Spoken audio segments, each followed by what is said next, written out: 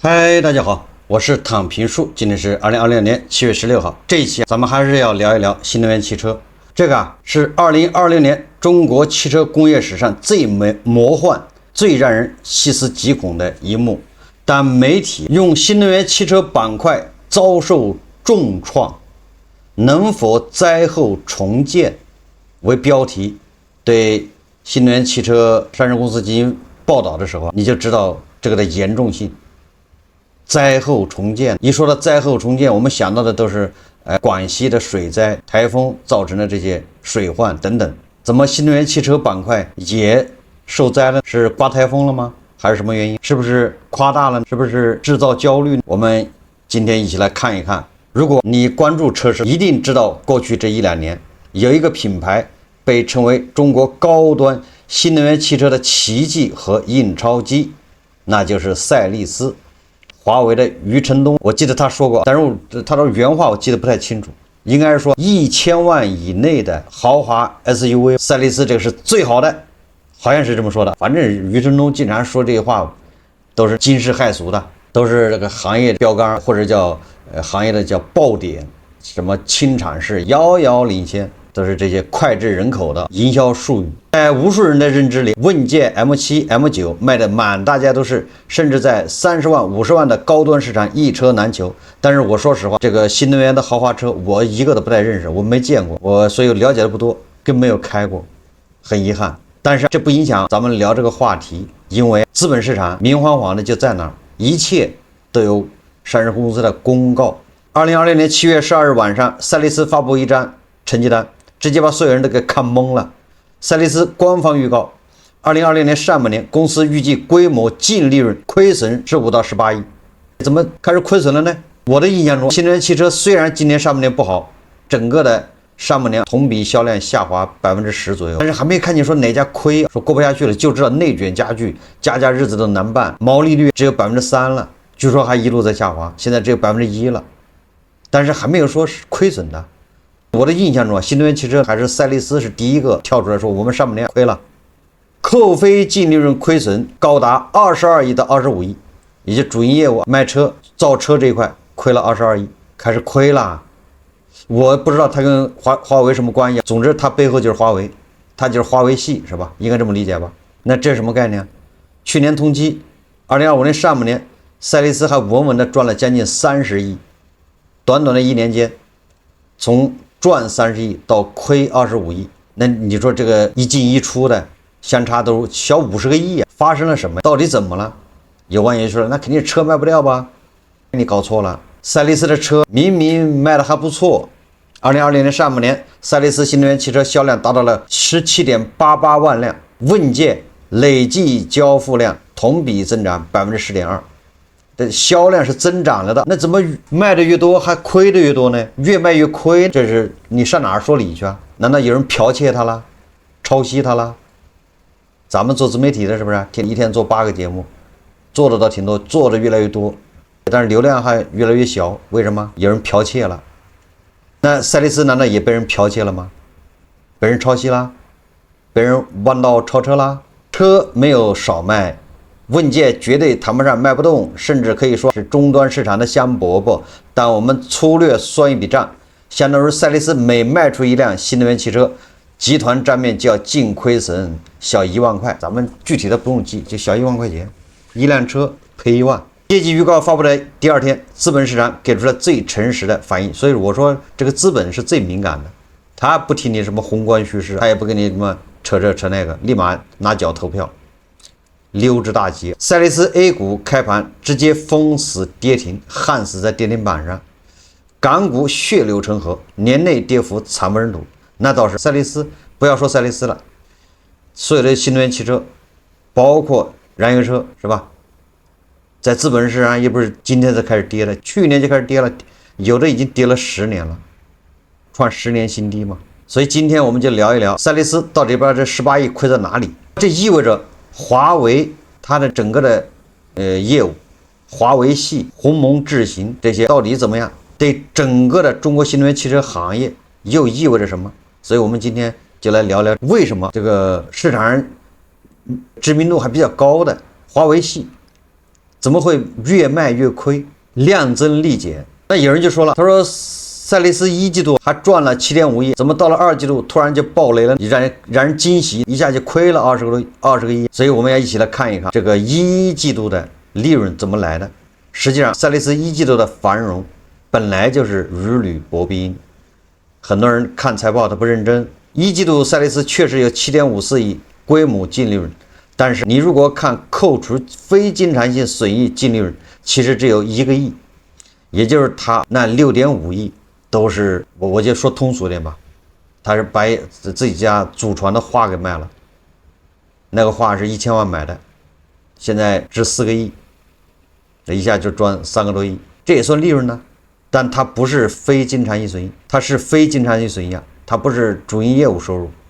你是卖车的，你不是卖画的，好吗？所以卖画挣多少钱，那也把这刨掉。你卖车挣了多少钱，明白了吧？卖车才是你的主营业务，卖画那是偶尔的吧？你们家也不生产画，这么一看，哦，原来卖车就赚了1个亿，实际上就已经在亏损边缘了。当然了。实际上，这个赛力斯那6.5亿到底是什么呢？不是卖画，是政府补助和其他的一次性收益，也就是什么补贴、税收补贴这等等一大堆的，反正不是卖车。所以呢，二季度稍微再竞争一加剧，它不就赔了吗？多简单啊！那二季度到底发生了什么呢？首先是成本端的暴击，新能源汽车上游原材料大涨，碳酸锂从去年同期8万亿吨一路上涨波动到18万亿吨。车规级存储芯片和芯片元器件，对吧？价格飙升，车载的芯片的内层单颗芯片从20元直接跳涨到100元。赛力斯集团董事长詹星海透露过一个数据，因为存储芯片和金属原材料的波动，问界单车成本增加了1.5万到2万元，正好把它利润给吞掉了。他单车本来就能赚个几千块，合着你还涨价。原材料涨了2万，那不就赔钱了吗？咱们说赛力斯，千万不要就仅认为是赛力斯这样，那所有的新能源汽车都一样，面临的问题是一样的。所以我们在聊赛力斯的时候，实际上咱们就想到小米、蔚来、理想、比亚迪，它都好不了，对吧？都日子难过啊。那有人说了，那原材料涨了，那车也涨，这叫输入型通胀。你车的价格可不能涨，你涨，那好多用户还退单呢，对不对？不要了，让你退单，这第一个。第二个，你新的你卖不掉。因为别人不涨还在跌，在特斯拉、理想、小米等群狼环伺的市场上，降价肉搏还来不及呢。更重要的是，问界的销售定价权牢牢掌握在华为主导的鸿蒙智行手中，成本往上涨，终端销售价格被咬死，单车毛利瞬间削平，甚至负值。第二个呢，是赛力斯公告里面最刺眼的一个词，叫存量资产减值。赛力斯在公告里委婉的解释，因为技术迭代和车型换代，部分老款模具产线定制零部件用不上了，还有定制的零部件用不上了，那就变成废铁，那进来都是800、1000、5000的，变成废铁了，那你怎么弄？那什么模具产线这要更新，你那个叫资产减值，调整账面价值。所以说我一直说，咱们叫管中窥豹，一叶知秋，这个意思。新能源时代所有的车企共同的痛。以前燃油车时代，一套模具一条产线可以用5年10年都不用换的，稍微改动一下。但是现在你说咱们今年上半年就出了560款新车，你弄去吧，卷不死你。现在去年你还是400V 平台，今年变成800V 平台就成了标配，就指的是电池吧，容量，对吧？因为我新能源汽车我没开过，也没买过。智驾芯片以前3年一换，现在1年半就迭代。对，新能源汽车你主要靠那个车载芯片存储是吧？那个东西，因为老要更新呐，软件要升级啊。这玩意软件越做越大，功能越来越强大，你那个芯片也得跟着后面升级。所以这玩意给消费者也带来麻烦。你说你买了个新能源汽车，开2年，你还是新车呢，对不对？结果那上面开始卡顿，对吧？你点个这玩意，点那个都给它卡顿呢。你受得了？就像一个老款的手机是吧？你打开微信，你就看见转圈，它就是不出字儿，也不出现内容，就转了4分钟之后，你以为出来内容了，结果它死机了，要重启。你说怎么办？为了推问界 M6、全新 M9 这些产品，赛力斯只能眼睁睁地看着那些刚建了没2年的旧产线、旧模具变成废铁。2季度计提了数额极为恐怖的资产减值，你今天眼中的爆款，可能就是明天的财报上的负数负担。那第3个就是最让资本市场恐慌的，华为合作模式下的盈利门槛高的超乎想象。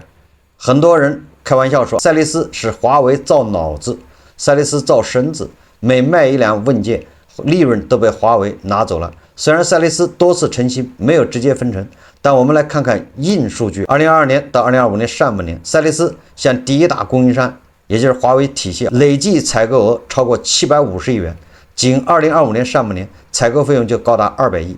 业内分析指出，每卖出一辆问界，可能就有约10%流向华为体系作为技术授权费、软件授权和渠道营销分成。同时，赛力斯的销售费用常年在13%以上，2025年全年销售费高达241亿元。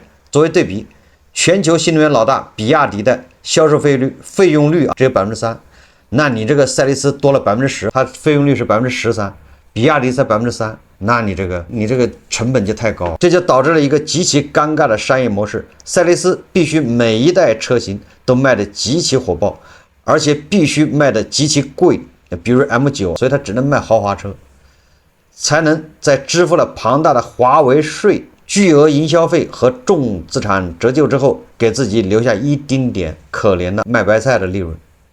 一旦产品结构下沉，低价车比如 M6 占比上升，赛力斯立刻从印钞机变成粉碎机，这就是赛力斯遇到的困难。当然我们还有其他的原因，我们就不展开说啊，这些都是从报表中能看到的。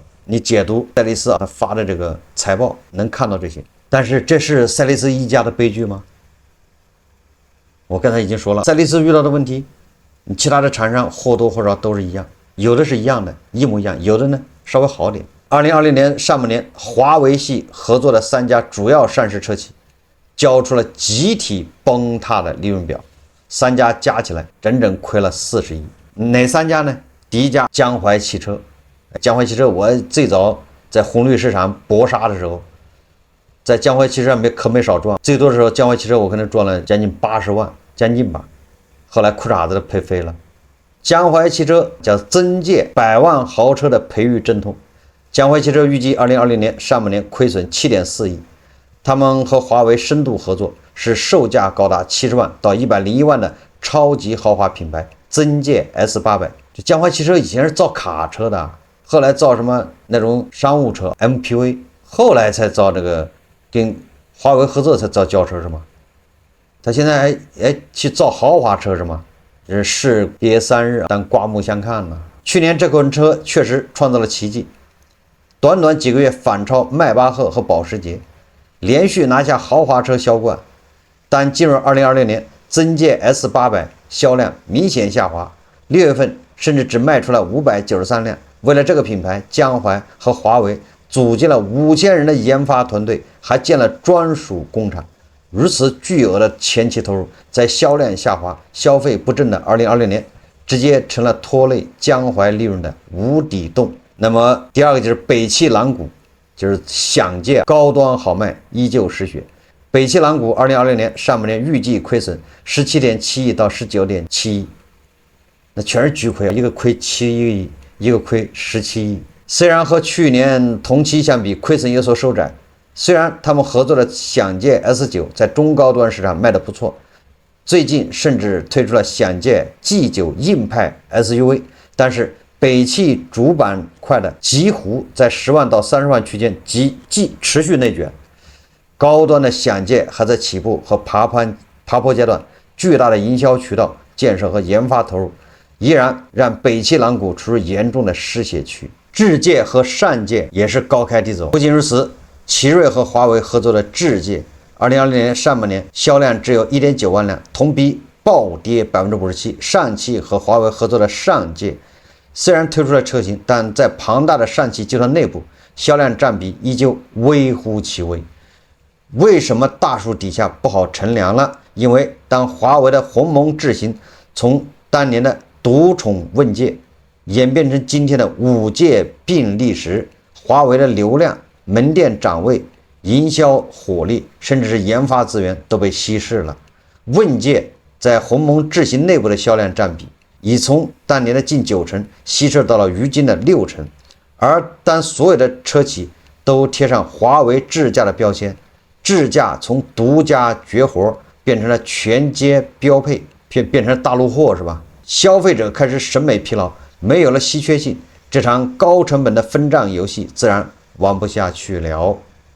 尽管余承东把所有带界的都给注册了，上界、问界、享界、世敏界、三界、仙界、魔界，都给注册。那这也不行。那如果我们只盯着华为系，那也不对。这个新能源汽车行业怎么样呢？难道仅仅是华为系在巨亏吗？实际上不是。跳出华为系，我们看整个新能源汽车行业，2020年上半年，中国新能源汽车的单月渗透率一举突破62%，也就是这个100辆卖100辆车，62辆是新能源汽车，只有38辆是油车。这在全世界绝对是个奇迹，但是伴随着这个神话的是另一个极其荒诞且残酷的数字：中国汽车行业整体利润率跌到了只有3.2%。实际上，我看很多媒体说6月份汽车行业的整体利润率只有1%了，那真的是比卖白菜还便宜。那这什么概念呢？这个利润率远远低于中国下游工业，就是规上工业6%的平均线。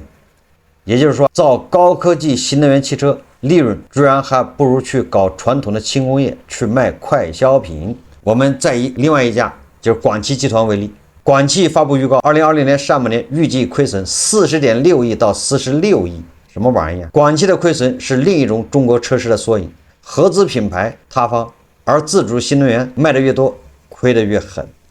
一说到它广汽的自主新能源，我就想起了加头老师，是不是那个他们广汽埃安嘛？广汽埃安是请加头老师去做这个形象代言人是吧？做宣发搞流量，结果把谁的手给加了，没加头加了手是吧？反正有这个片段是吧？改成加手了，不加头加手了他。那这个广汽埃安也是卖的越多亏得越狠。广汽本田上半年销量腰斩，黄埔工厂甚至不得不停产。过去广汽靠合资分红躺着数钱，现在合资的血放干了。自主的埃安虽然销量大涨，但为了和比亚迪们打价格战，销售费用狂飙，卖一辆亏一辆，直接把广汽拖进了深渊。这个广汽的股价也是创了10年新低。所以怎么说呢？对吧？这个不是华为一家的问题，也不是什么赛力斯的问题，它是整个新能源汽车现在遇到问题了。规模效应在新能源时代失效，在燃油车时代的很多经验用在了新能源汽车上面，反而出了反效果。也就是新能源汽车的这些厂商，它虽然是叫造新能源汽车，但实际上他们用的思维还是燃油车的思维。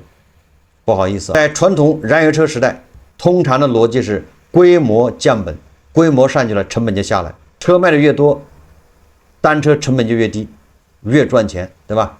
因为你一条生产线如果就生产5万辆汽车，一条生产线10个亿，那你平摊到5万辆车上面成本是多少啊？现在对吧？新能源汽不是那个传统燃油车，它一条生产线它可以生产10万辆车，甚至100万辆车，那它那个生产线的成本就可以忽略不计了。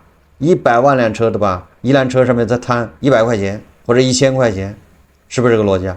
但是新能源汽车一条产线你卖不了2万辆3万辆你就得换，因为新款又出来了，你不搞新款，人家搞新款，你那就成老款了。这种卷，今天的新能源车市这个逻辑彻底失效。有3个原因，第一个是技术迭代超过了成本分摊的速度，你的规模刚上来，这套智驾或电池技术就已经落后了，你必须砸100亿去研发下一代，旧产线直接报废集体减值。